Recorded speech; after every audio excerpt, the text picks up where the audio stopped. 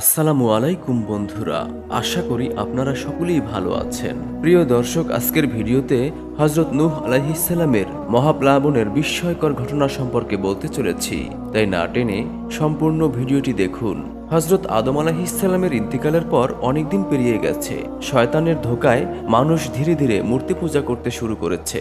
এমন সময় আল্লাহ তাআলা তাদের মাঝে একজন নবী পাঠান, যিনি এক আল্লাহ তাআলার দাওয়াত দেন এবং শিরক না করার নসিহত করেন। তার নাম হযরত নূহ আলাইহিসসালাম। পবিত্র কুরআনে তার নামে একটি সূরা রয়েছে এবং 28টি সূরায় 81টি আয়াতে তার কথা উল্লেখ করা হয়েছে। হযরত নূহ আলাইহিসসালাম 950 বছর জীবিত ছিলেন।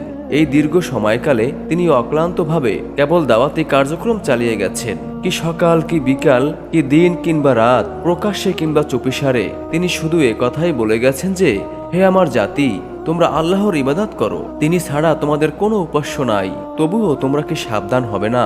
কিন্তু কেউ তার দাওয়াতে সাড়া দেয়নি, বরং তার সম্প্রদায়ের লোকেরা কানে আঙ্গুল দিয়ে কিংবা নিজেকে কাপড় দিয়ে আড়াল করে সটকে পড়েছে, তার প্রতি ঔদ্ধত্য আচরণ করেছে। এটাই ছিল নিত্যদিনের গল্প।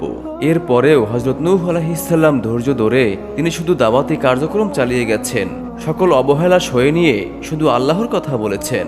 হযরত নূহ আলাইহিসসালাম প্রেরিত হয়েছিলেন বর্তমান সময়ের ইরাক ও সিরিয়া অঞ্চলে। এর আগে মানুষ কেবল কৃষিকাজ করত। সমাজে মানুষে মানুষে কোনো ভেদাভেদ ছিল না। কিন্তু ওই সময়ে সমাজ ব্যবস্থা ধীরে ধীরে নগরকেন্দ্রিক হয়ে উঠতে শুরু করে এবং সমাজ দুই ভাগে বিভক্ত হয়ে যায়। এক ভাগে ছিল অভিজাত শ্রেণী এবং অন্য ভাগে ছিল নিম্ন শ্রেণী। অভিজাত শ্রেণীর মানুষ নিম্ন শ্রেণীর মানুষের প্রতি নানাভাবে জুলুম ও নির্যাতন করত, তাদের নিচু চোখে দেখত। অভিজাতরা দেখতেই কেবল মানুষ ছিল, তাদের মাঝে মানুষের কোনো গুণাগুণ ছিল না।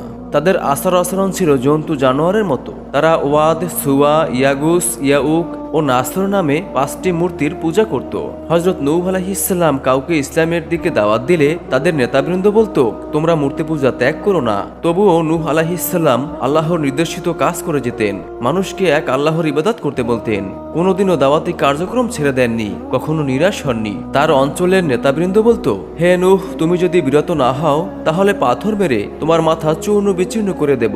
এরপরেও নূহ আলাইহিসসালাম থেমে থাকেননি। তিনি উল্টো দোয়া করলেন, হে খোদা, তুমি তাদেরকে ক্ষমা করে দাও, তারা বোঝে না। কিন্তু দিনের পর দিন শুধু অত্যাচারের পরিমাণ বাড়তেই থাকে।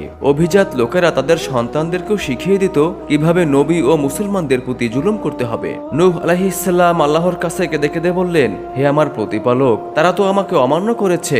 তারা অনুসরণ করেছে এমন ব্যক্তির যার সম্পদ ও সন্তান সন্ততি দুর্দশা ছাড়া আর কিছুই বৃদ্ধি করবে না। এক পর্যায়ে আল্লাহ তাআলা ওহী মারফত জানালেন, তোমার কওমের যারা ঈমান এনেছে তারা ছাড়া আর কেউ ঈমান আনবে না।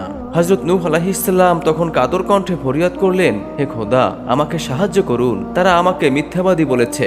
তিনি আরো বলেন, আপনি আমার ও তাদের মাঝে চূড়ান্ত ফয়সালা করে দেন, আমাকে ও মুমিনদেরকে তাদের হাত থেকে রক্ষা করুন। একদম শেষে তিনি বদদোয়া করলেন, হে আমার রব, পৃথিবীতে বসবাসকারী কাফেরদের একজনকেও আপনি ছাড় দিবেন না। আপনি যদি তাদেরকে রেহাই দেন তাহলে তারা আপনার বান্দাদেরকে গোমরাহ করবে আর কেবল পাপাচারী কাফির জন্ম দিতে থাকবে। এরপরে আল্লাহ তাআলা তাকে একটি বিশাল নৌকা তৈরি করতে বললেন। কিভাবে নৌকা তৈরি করতে হবে আল্লাহ তাআলা তাও শিখিয়ে দেন। হযরত ইবনে আব্বাস রাদিয়াল্লাহু তাআলা আনহু হতে বর্ণিত হয়েছে, নৌকাটি লম্বায় ছিল 1200 হাত এবং পাশে ছিল 600 হাত, উচ্চতা ছিল 30 হাত।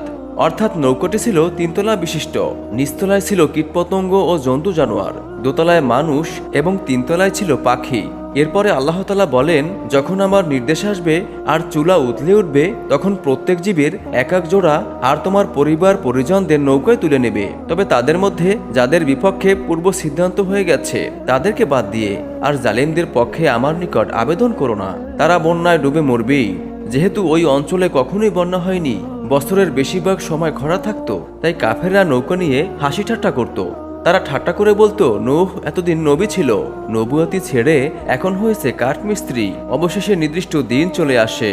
হযরত নূহ আলাইহিসসালাম নারী ও পুরুষ মিলিয়ে 80 জন মুমিন এবং পশু পাখি নিয়ে নৌকায় চড়ে বসলেন। তারা নৌকায় ওঠার পরই আকাশ ভেঙে তুফান শুরু হলো। মাটির নিচ থেকেও পানি উঠতে শুরু করলো। দুই দিকের পানি মিলে সবচেয়ে উঁচু পাহাড়েরও 15 হাত উপরে পানি উঠে যায়। দুনিয়ায় থাকা এমন একজন কাফেরও ছিল না যে আল্লাহর এই আযাব থেকে বাঁচতে পেরেছে। বিশাল এই নৌকাটি 150 দিন ভেসে বেড়ায়। তারপর মুহররম মাসের 10 তারিখে যদি পাহাড়ে এসে নোঙর করে। সুপ্রিয় দর্শক, আজকের ভিডিওটি এই পর্যন্তই। ভিডিওটি ভালো লাগলে আমাদের চ্যানেলটি সাবস্ক্রাইব করে পাশে থাকা বেল আইকনটি অন করে দিন এবং ইসলাম প্রচারের স্বার্থে ভিডিওটি বেশি বেশি শেয়ার করুন।